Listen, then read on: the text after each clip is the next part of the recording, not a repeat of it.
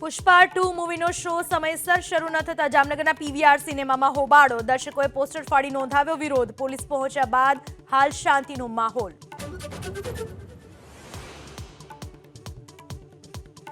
આણંદના આંકલાવમાં યુવતી સાથે દુષ્કર્મનો પ્રયાસ. યુવતીની ફરિયાદના આધારે પોલીસે હલપાલ સિંહ નામના આરોપીને ઝડપ્યો.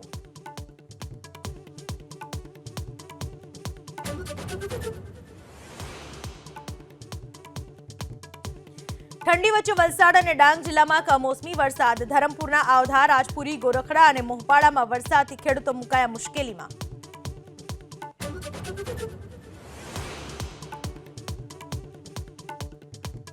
સંસદ ભવન પરિસરમાં કોંગ્રેસના સાંસદોનું બ્લેક જેકેટ પહેરી વિરોધ પ્રદર્શન. પ્રિયંકા ગાંધી સહિતના સાંસદો વિરોધમાં જોડાયા.